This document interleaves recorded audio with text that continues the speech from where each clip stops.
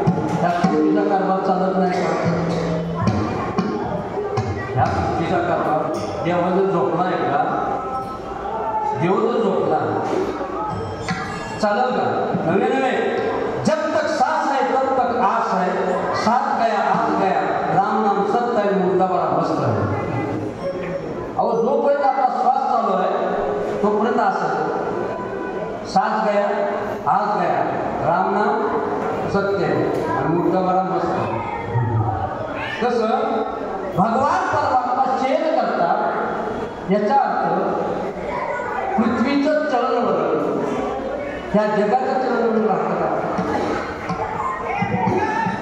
आषाढ आणि श्रावण भगवान परमात्मा महादेव सर्व कार्य करतो. श्रावणात तो महादेव श्रावणामध्ये, कारण आषाढी एकादशी नंतर श्रावण महिना येतो. श्रावण महिन्यात भगवान परमात्मा शंकरजी सर्व महिना संपवतात. श्रावण गेला, भाद्रपद गेला. भाद्रपद महिन्यामध्ये नमिला गणपती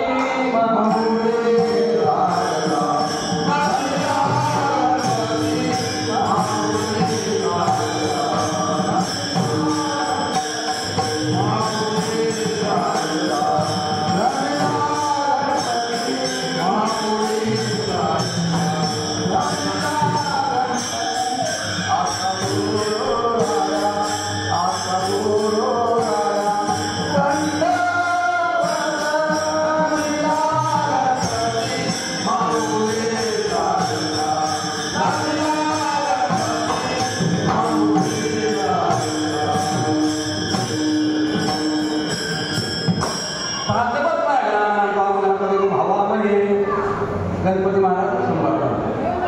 त्वमेव प्रशांत त्वमसि त्वमेव केवलं कर्तासि त्वमेव केवलं हर्तासि त्वमेव केवलं ब्रह्मासि त्वं साक्षादात्मा नित्यं नृत्यमस्मि सत्यमस्मि अवत्वामा अवतारम् अवसवतारं पूजा करत नाही मी.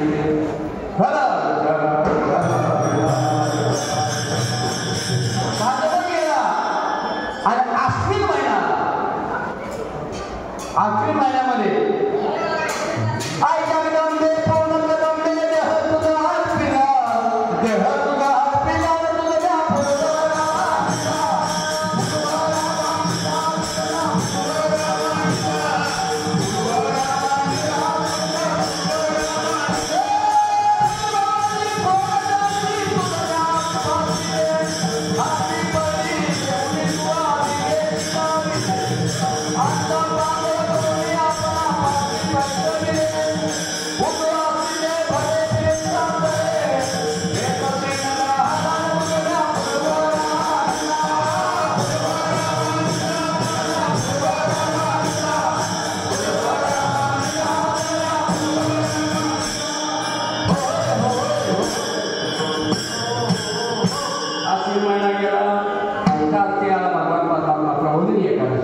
आता एकादशीचं महत्त्व काय, आपल्याला तिकडे जायचं नाही कारण आपण 4 मास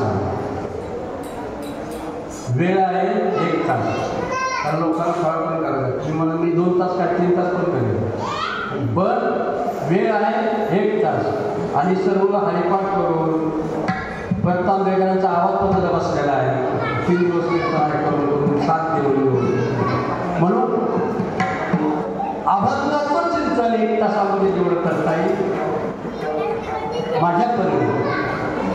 तत्पूर्वी आपण सर्व आपण बहुत भाग्याचे आहोत आणि भाग्याने या पंढरपुरामध्ये आलेलो आहोत.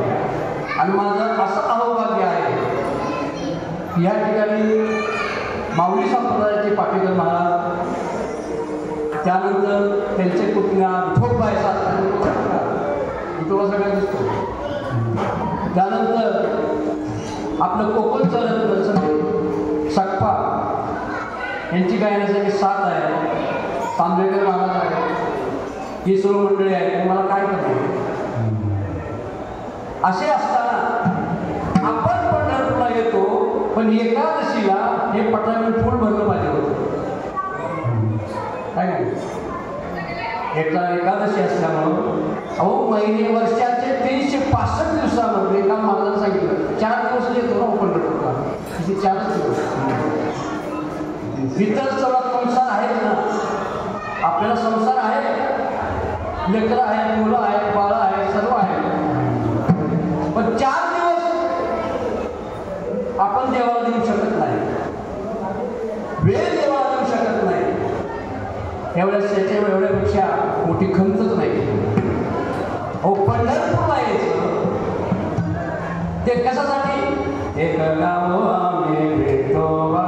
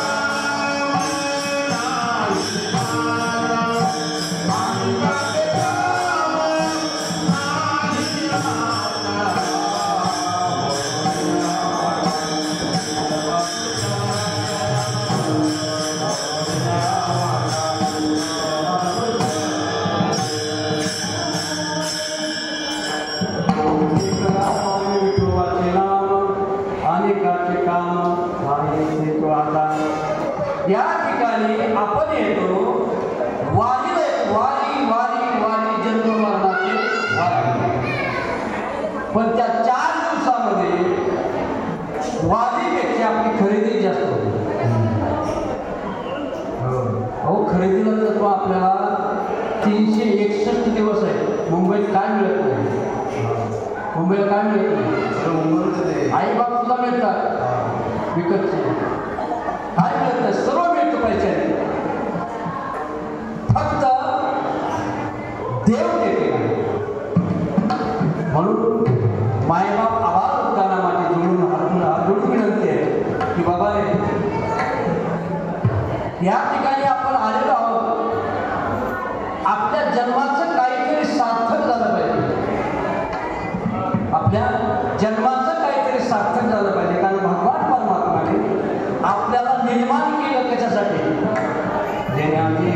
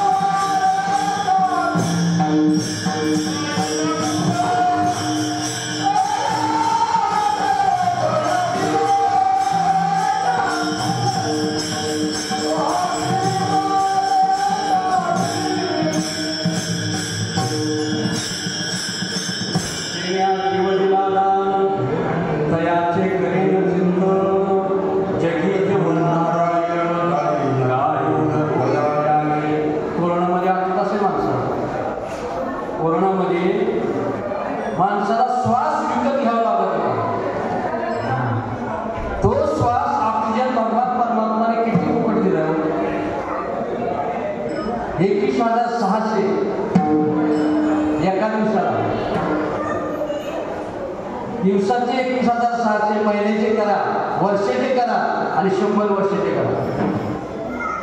इथं एक सिलेंडर लावायला 10,000 द्यावं लागते. पण फुकट मिळते त्याच्यात किंमत नसते माणसाला. माणसाला फुकट देत असते ना तर किंमत देव घ्या कोणी देव घ्या कोणी बायता देव लगे आम्हाला पावी आम्हाला फळे मिळाले आणि फळेचे दार लावून आतमध्ये बसू. पण आम्हाला तुमचं कीर्तन नको, तुमचं भजन नको, काय नको. कारण फक्त त्याला वारीला वारी म्हणतात त्याला.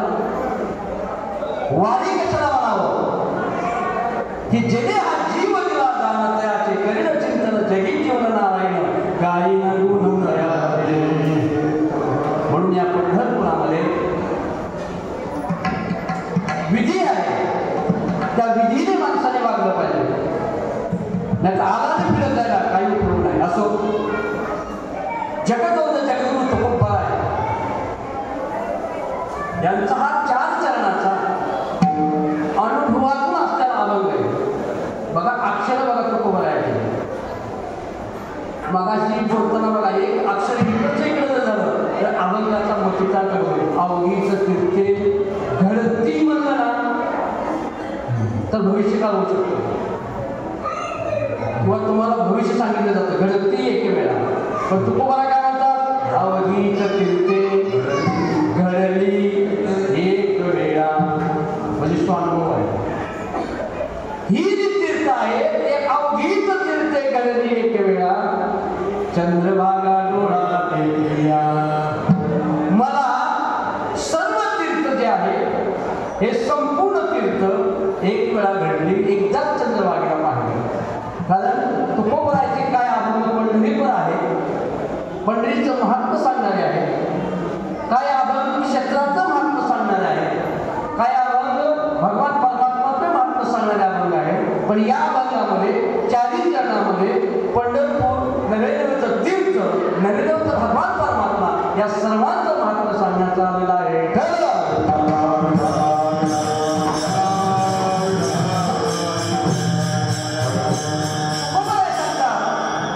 या सर्व जे तीर्थ आहे जगतामध्ये 350 तीर्थ आहेत. तसे संपूर्ण जगामध्ये 3.5 कोटी तीर्थ, 3.5 कोटी तीर्थ आहे. आपल्या शरीरामध्ये किती केस आहेत? रोम किती? 3.5 कोटी. तेवढे तीर्थ आहेत जगामध्ये. पण त्यातले मुख्य तीर्थ 350 आहे. त्यातले 349 आपल्या भारतात आहेत. आणि एक पहिलं शेवटचं तीर्थ आहे ते गंडकी नेपाळमध्ये 49 मग ही सर्व तीर्थे पंढरपूरला गेलो आणि मला घडली अवघीच तीर्थे घडली एक वेळा. चंद्रभागा डोळा टेकल्या. एवढेच नव्हे तर माझं काय ते पाप होतं. पूर्वजन्मी पाप केले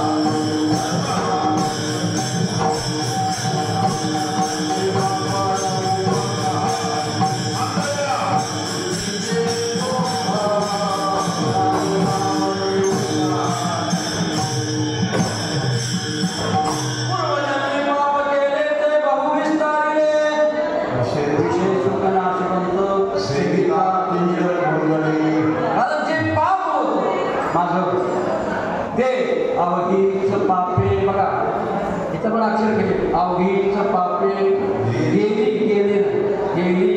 दिगंतरा दिगंतरी. का तर पंढरी रीला रे. अवघीच पापे गेली दिगंतरी वैकुंठ पंढरी. त्याच्यामध्ये कसे एक थोडी जे अभंग असतात ना 6वा अक्षर ते बरोबर रीला रे आलं. हरिमुखे म्हणा पुण्याची गणना बरोबर कोण करेल. वैकुंठ पंढरी अवघीच पापे गेली दिगंतरी वैकुंठ पंढरी. रीला रे आलं. अवघीच पापे गेली दिगंतरा. अवघीच पापे गेली दिगंतरी वैकुंठ पंढरी. त्या पंढरपूर आम्ही पाहिलं आणि पाहिल्याबरोबर जेवढी काही पाप होती माझी ती सर्व निघून गेली.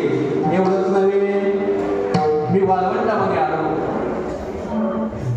चंद्रभागेला पाहिलं आणि समोर पुंडलिक पुंडलिकाचं मंदिर पाहिलं आणि मंदिर पाहिल्यानंतर अवघी या संता पुंडलिका दृष्टी एकदा का पुंडलिकाला भेटलं की सर्व संतांची भेटी होते.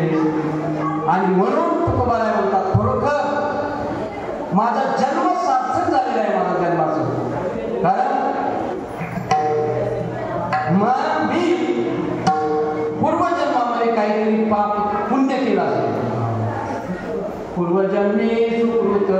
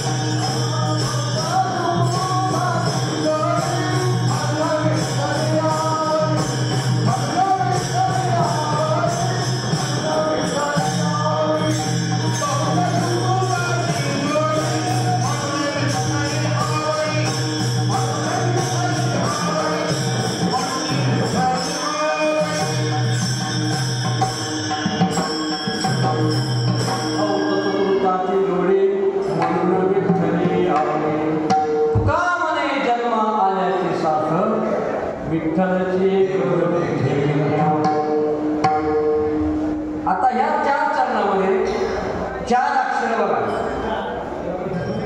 पहिलं चरण बघा, अवघीच पापे आपलं अवघीच तीर्थे घडते एक वेळा चंद्रभागा डोळा देखलिया अवघीच पापे गेली दिगंतरा गेली दिगंतरी वैकुंठ पंढरी देखलिया दुरुक्ती झाली.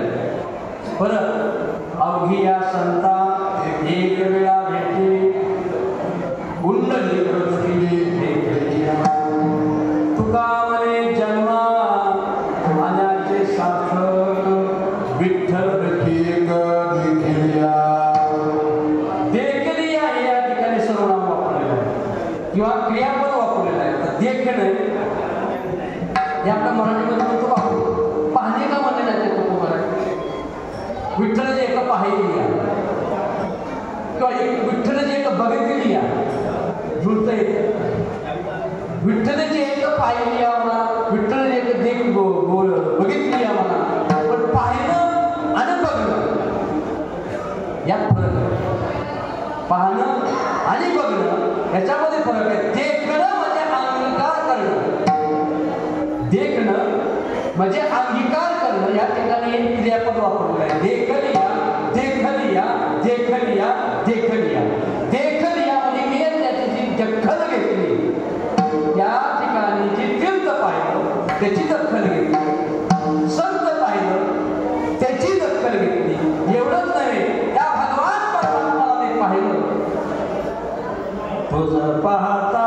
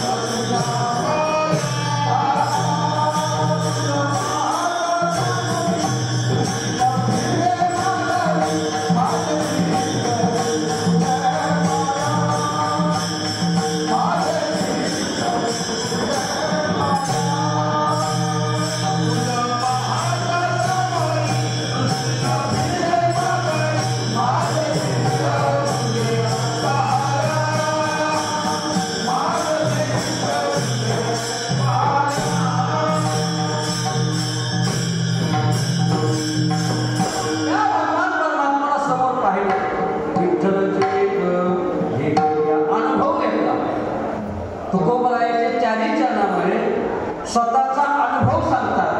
कारण तुकोबराय म्हणतात माझ्या वडिलांची मिराची गा देवा आणि तुझी चरण सेवा. तुकोबाच्या 7 पिढ्यापासून चालत आलेली ही परंपरा. एकदा तुकोबरायाच्या वडिलांचं अनंतात विलीन झालं आणि विलीन झाल्यानंतर माणूस काय पाहतो? सुतक पाहतो. काय सुतक पाहतो. किती दिवस असतो? 10 दिवस. सोय 10 दिवस. तेव्हा वारीचा दिवस आलेला आहे आणि तुकोबराय वडिलांचं ध्यान सांगतात. भगवान परमात्माने विलीन झाले. तुकाराम महाराज मला विचार करतात, महाराज देवा आता मी काय करू? आता पंत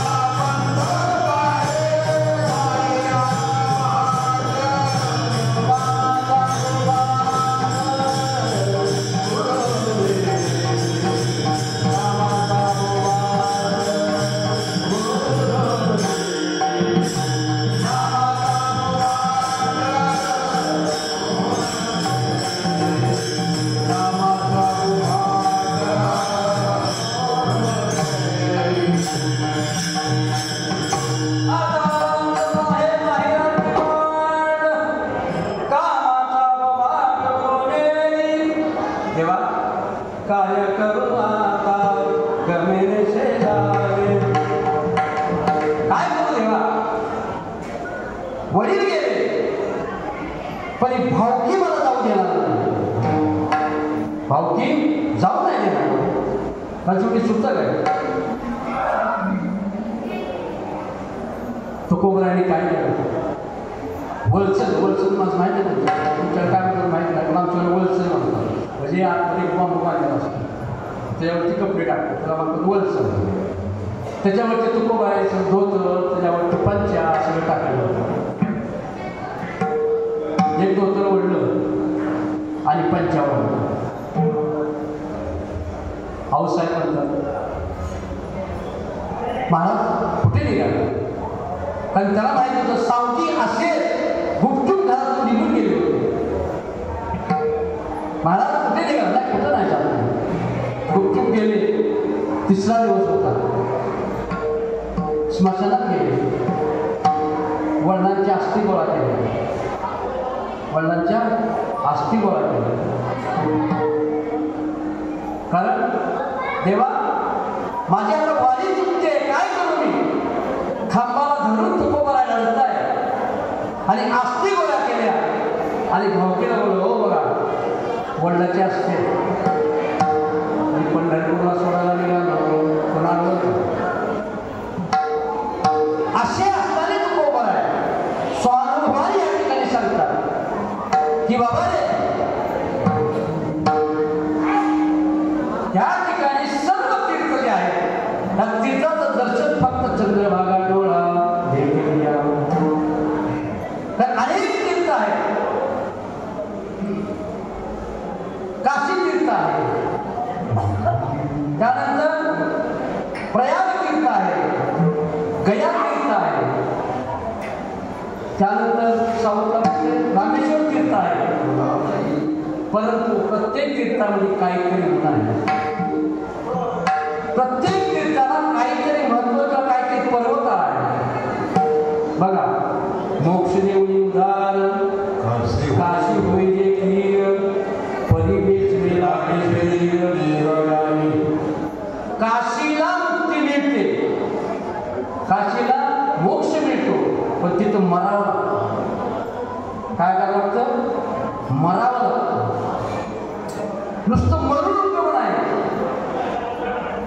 मरताना त्या ठिकाणी भगवान परमात्मा कानामध्ये मंत्र सांगतात.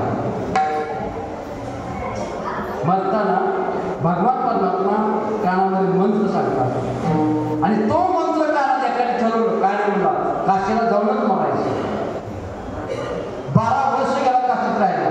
म्हणला का आपण तरुण आहे एवढ्याच पोराची तार आली 12 वर्षाची. बाबा म्हणजे घरात असा आजार आहे तुम्ही या. ठीक आहे म्हणजे एका दिवसाने काय फरक पडतो. फक्त गंगा उलटली गंगा ओलांडली कालीत बसली की त्याचा म्हणून काशीला जर मरायचं असेल काशीला जर मोक्ष पाहिजे असेल तर तिथं मरावं लागतं.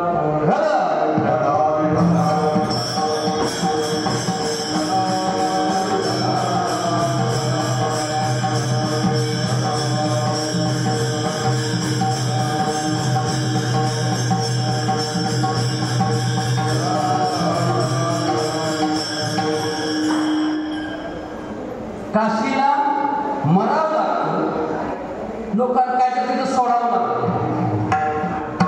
एक जण गेला काशीला आणि काशीला गेल्यानंतर काशीला आमचा मित्र होता. मग काशीला आल्यानंतर माऊंद घालावं लागतं आहे नाही काय तर माऊंद घालावं लागतं ना.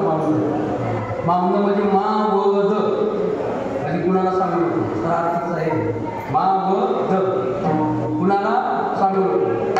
मग कुठलंही तीर्थक्षेत्र झाल्यानंतर त्याचं काय ते गंगापूजन करतो आपण थोडक्या भाषेत सांगायचं झालं तर. पण माऊंद करावं त्यामुळे ते माऊंद करतो. सर्व मित्राला बरोबर सगळं झालं सगळ्याला केलं आणि झालं जेवायला वाढलं सगळे जेवले. मी विचारलं कुठे गेला होता म्हणजे काशीला गेलो. म्हणजे काशीला गेल्यानंतर काय तर सोडावं लागतं. काशीला गेल्यानंतर काय तर त्याग करावा लागतो. म्हणजे काशीला गेलो मला लई राग यायचा. मी राग सोडला. काशीला गेल्यानंतर काय झालं मी राग सोडला. अजून एक 4-5 मिनिटं जाऊ दिले. भाऊ कुठे गेलो होता भाऊ मला काशीला गेलो तुम्ही काय केलं काशीला काय नाही म्हणले विश्वेश्वराचं दर्शन घेतलं सगळं झालं. मी काय सोडलं बाबा म्हणजे राग सोडला. अजून 10 मिनिटं जाऊ दिले. अरे बाबा कुठे गेला होता काशीला काय केलं पिंडदान केलं काय सोडलं राग सोडला. परत विचारलं अहो मला तो किती वेळा सांगितलं समजत नाही काय काशीला गेलो होतो राग सोडला म्हणून. राग सोडला अहो काशीला सोडल्याला लागल्यानंतर मोक्ष मिळत नाही. मेल्याशिवाय मोक्ष मिळत नाही. ठरलं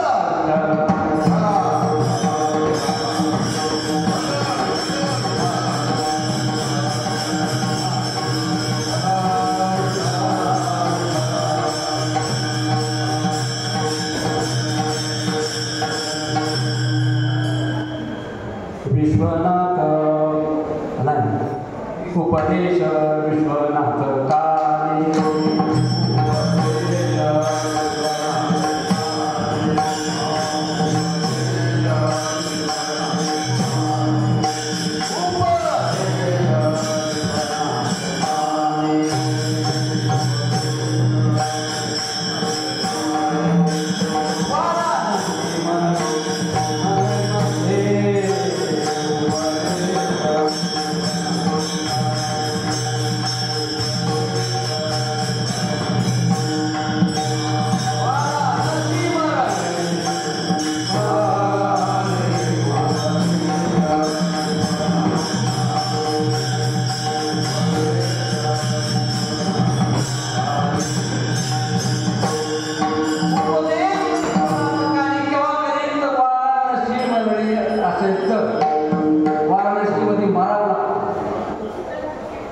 मेल्याशिवाय त्या ठिकाणी उपदेश किंवा मोक्ष आपल्याला मिळत नाही.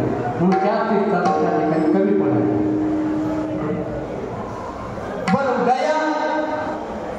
बरं गयाला जर गेलं तर गयामध्ये महत्व काय फक्त पित्रांचं रूप भेटतो. माझे झाले गयावर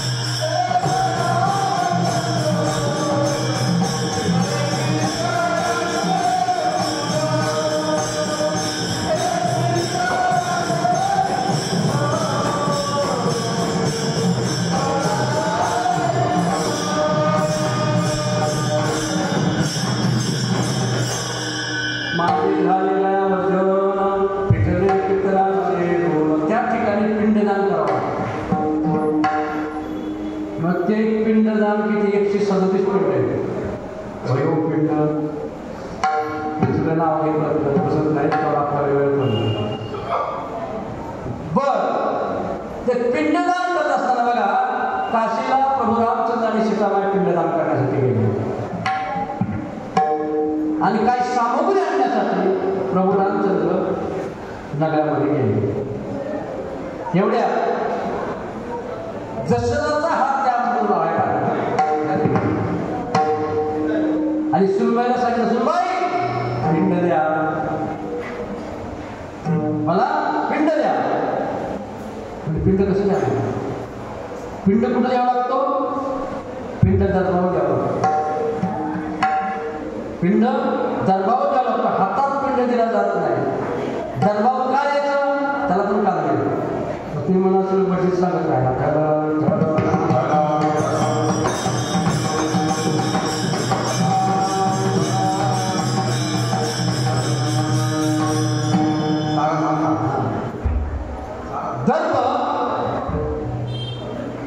काय आहे? शास्त्रीय कारण त्याचं असं आहे. शास्त्रीय कारण म्हणजे दर्भामध्ये एक असा गुण आहे, तो दर्भ त्या आपण दिलेल्या पिंडांचं अन्न ग्रहण शोषण करतो आणि त्याचं विघटन वायूमध्ये सोडतो आणि आपले पितर जे वायू स्वरूपामध्ये असतात, पितर वायू स्वरूपामध्ये असतात त्यांना ते मिळतं. आणि दुसरी गोष्ट, आपण ज्या पितरांच्या नावाने पिंडदान करत असतो त्यावेळेस त्या पृथ्वीवरती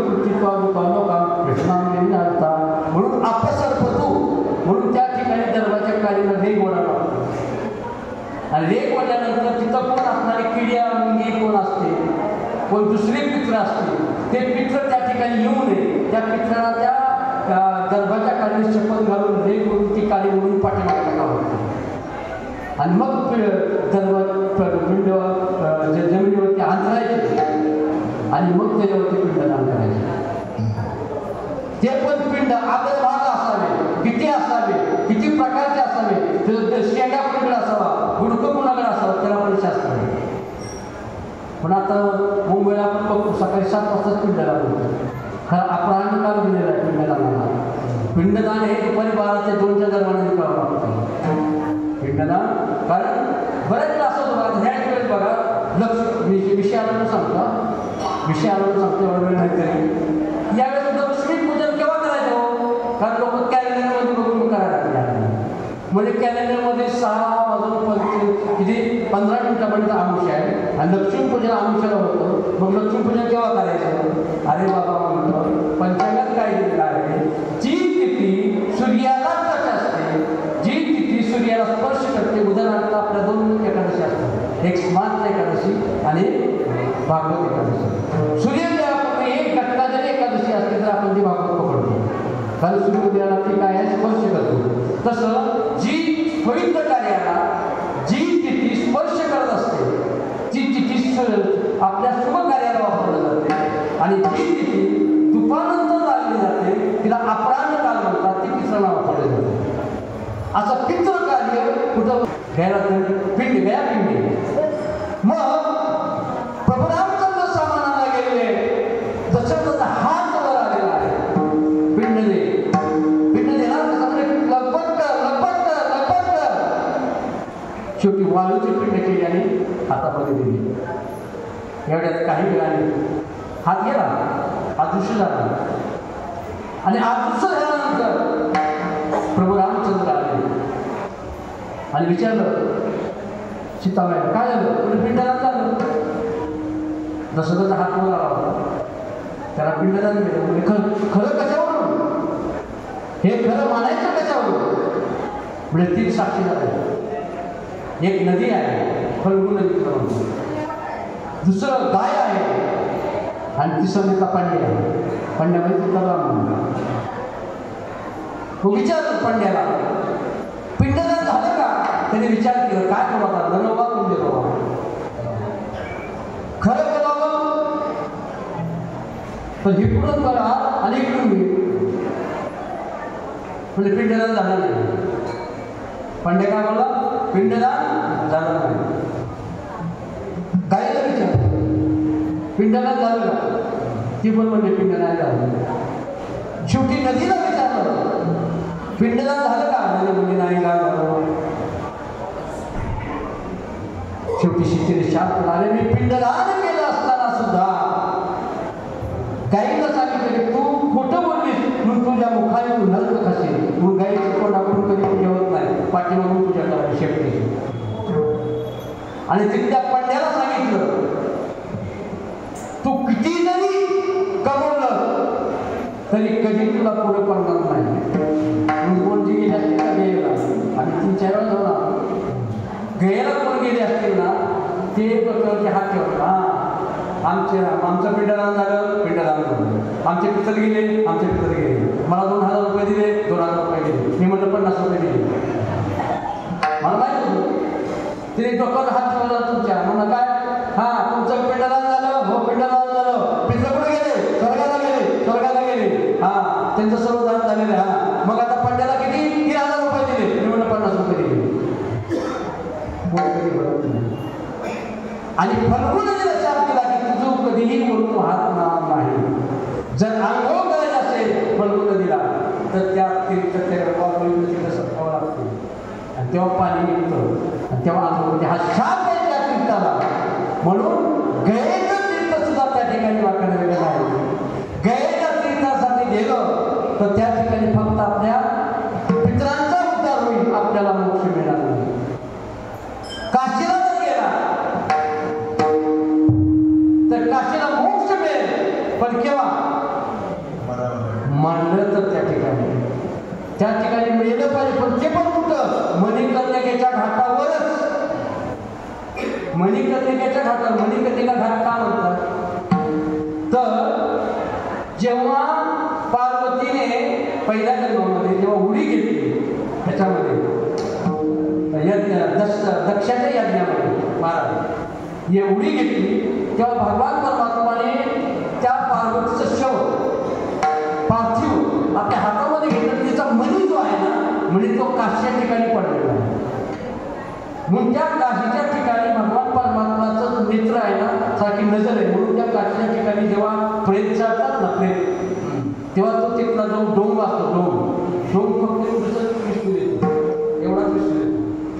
पण तेवढ्या विष्णूमध्ये आग भडाक केलं त्या ठिकाणी, कारण भगवान परमात्मा त्या ठिकाणी नजर आहे. म्हणून तिला नाव मणिकर्णिका घाट. मग मणिकर्णिका घाटेवरती मारावं लागतं आणि शंकराने उपदेश करावा लागतो आणि त्याचं मरावं लागतं, तेव्हा त्या ठिकाणी मोक्ष मिळतो. गयेला पितराला मोक्ष मिळतो. बचला म्हणजे आम्ही दक्षिणेला जातो. आम्ही दक्षिणेला जातो. कुठे? चारणे काय म्हणतो आपण? चार धाम म्हणतो ना आपण. पूर्वेला जगन्नाथपुरी, पश्चिमेला द्वारका, दक्षिणेला रामेश्वर आणि उत्तरेला काय? बद्रीनाथ. कारण काय माहिती का, बऱ्याच लोकांना काय वाटतं नाही आपण जन्माला आलो पण जन्माला येऊन आपले 4 धाम काय झाले नाही. संशयाची गाठ आपल्या मनात बसलेली असते. संशयाची गाठ बघा कुणाला म्हणत. आता आम्ही सगळ्या त्याचा केल्या सगळ्या गोष्टी करून मी कोणाला सांगितलं नाही, आम्हाला नाही जमलं म्हणजे संशय मनामध्ये येतो. संशयाची गाठ माणसाच्या मनामध्ये कुठं राहतं. काय करायला जाऊ शकतो नाही, आम्ही प्रयागला जाऊ शकतो नाही, आम्ही आमच्या ठिकाणी जाऊ शकतो नाही. पण प्रयागमध्ये हो प्रयाग तीर्थामध्ये जर गेलं तर बायकोला मांडीवरच बसावं लागतं. त्याचा तीर्थ पुढंच होत नाही. गयेला प्रयागला गेलं ना त्रिवेणी संगमी नाम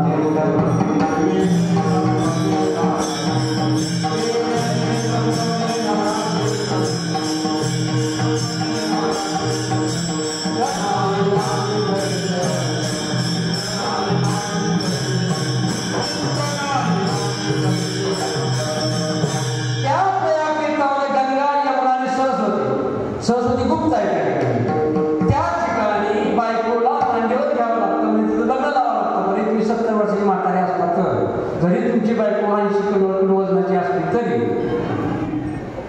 त्या ठिकाणी विधिदान केल्याशिवाय तिथला विधी पूर्ण होत नाही. मोक्ष मिळतो का? नाही.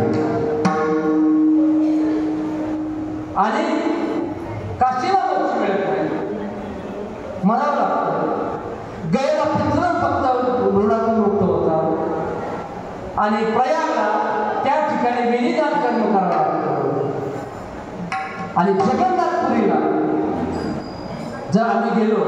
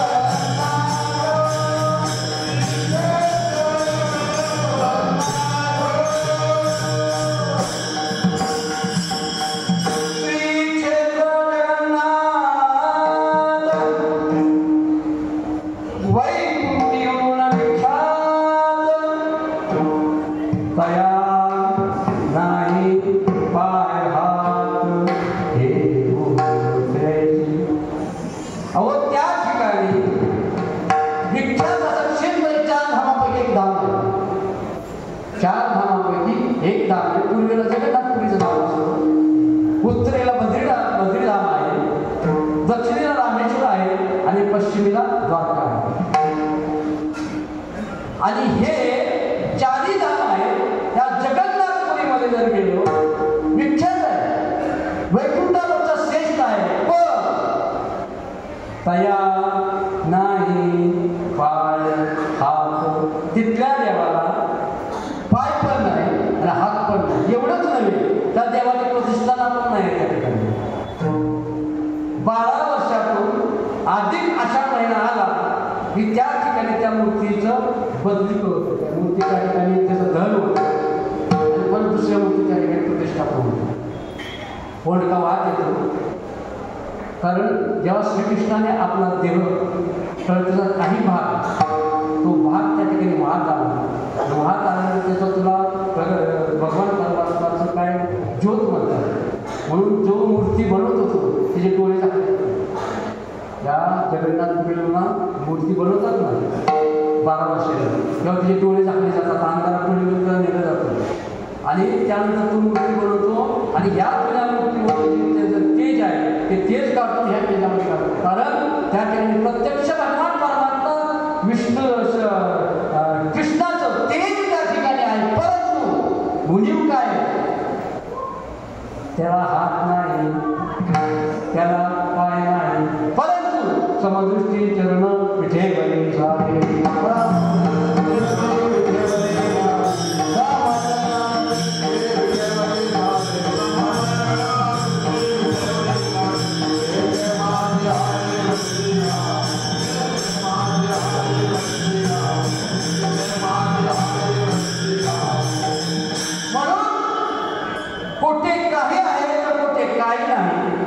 एक आहे एक नाही.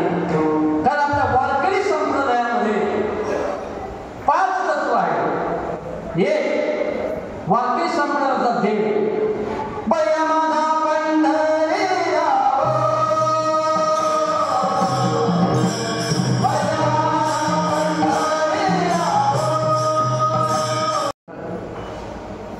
म्हणून इतर किती जरी तीर्थ जरी असले त्या तीर्थापेक्षा एक वेळ जरी पंढरपूरचं त्या तीर्थस्नान केलं, नुसतं डोळा चंद्रभागा डोळा देखील डोळ्याने बघायचं नसतं. मग आंघोळ केलं काय होतं? दूध आहे, दूध तापवलं, दुधात साखर घातलं, किती गोड लागलं? त्यात अजून किशोर टाकायचं, अजून किती गोड लागलं? परत आठवायचं, मग किती गोड लागलं? मग आंघोळ केल्यानंतर किती त्याचा आपल्याला पुण्य मिळालं. म्हणून चंद्रभागा डोळा हे केली. दुसरं चरण थोडक्यात आपण 10 मिनिटांमध्ये सेवा संपली.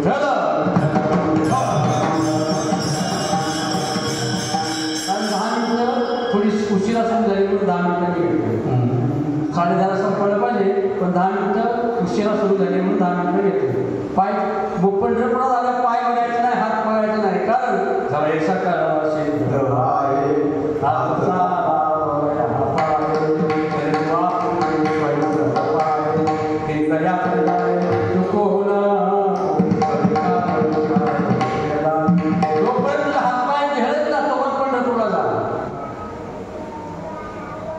त्या ठिकाणी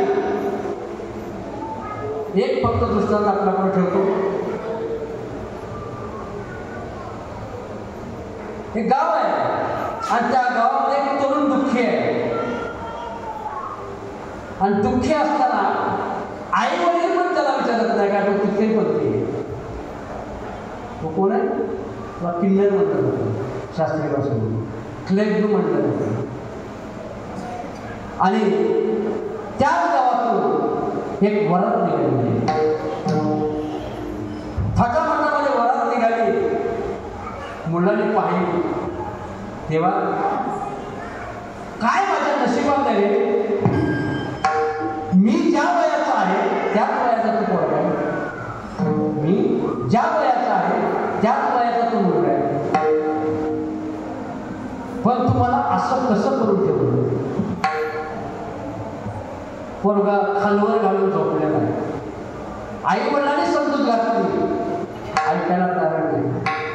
गावचा पाठीला बाबा उठ जेव. नाही, काय झालं तुला? काय नाही. तेव्हा त्यावेळेस त्या वरात निघून गेली आणि वराती निघून संतांची दिली त्यात निघाली. तेव्हा त्या पाठकाने महाराज बघा हे पोरं ऐकत नाही, काय नाही, खात नाही, पीत नाही, काय नाही. हो म्हणजे आमच्या मुळावर आलं हो एक अर्थ. बघा माय बाप सांभाळती कशाची पाहिजे, लोभाकारणे सांभाळते. बरोबर ना? लोभासाठी आई म्हणतात की म्हातारपणी माझी हा काठी होईल म्हणून. ह्याचा काय उपयोग आहे? त्याचं लग्न करू शकत नाही, काय करू शकत नाही. ठीक आहे म्हणजे पाठवा आमच्याबरोबर. त्याला घेतलं आणि निघाले. ज्ञानोबा राया माझ्या तुकोबा राया, ज्ञानोबा भजन करीत निघाले. ज्ञानोबा राया माझ्या तुकोबा राया, ज्ञानोबा राया माझ्या तुकोबा, ज्ञानोबा राया माझ्या तुकोबा राया, ज्ञानोबा राया माझ्या तुकोबा राया, ज्ञानोबा राया माझ्या तुकोबा राया, ज्ञानोबा राया माझ्या तुकोबा राया. निघाले, पंढरपुरामध्ये आले आणि डोक्यावरती हात ठेवला. हात ठेवल्याबरोबर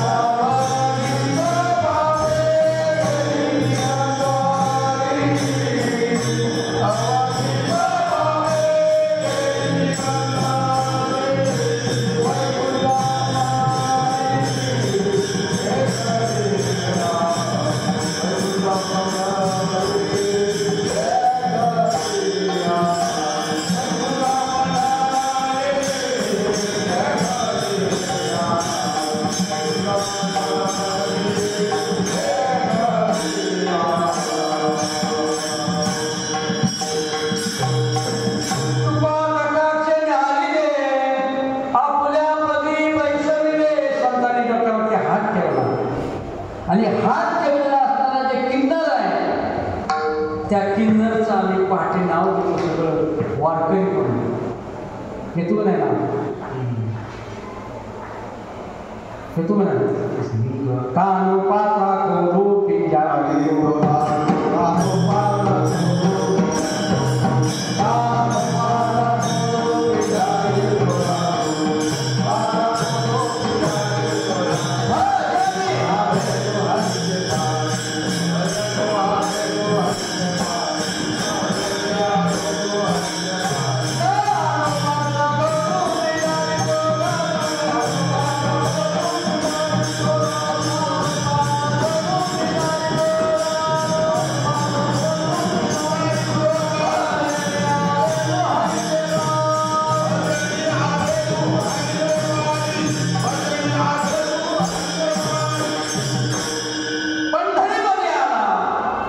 संतांनी हात ठेवला पापे गेली निरंतरी वैकुंठ पंढरी या नव्हे त्या वावंटामध्ये गेले पुंडलिकाला पाहिलं आणि 5 मिनिटं राहिली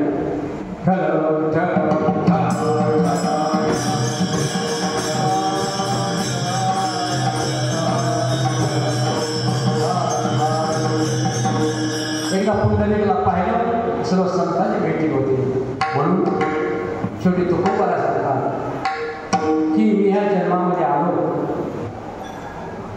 माझ्या वडिलांनी माझ्यावरची कृपा केली सुरुवातीला काही संतांची वचने मी ऐकली पाठीमागं मी गृहपद धरावं एक स्त्री अन्न करून मेली दुष्काळाखाली अन्न एक स्त्री अन्न करून मेली मुलगा गेला वैराग्य प्राप्त झालं नवे हो माझ्या वह्या सुद्धा तरी टाकल्या पाण्यामध्ये एवढंच नव्हे तर रामेश्वर भट्टाने सांगितलं की ह्याला गावात ठेवायचं नाही तर का कोपला पाटील गाडीचे आता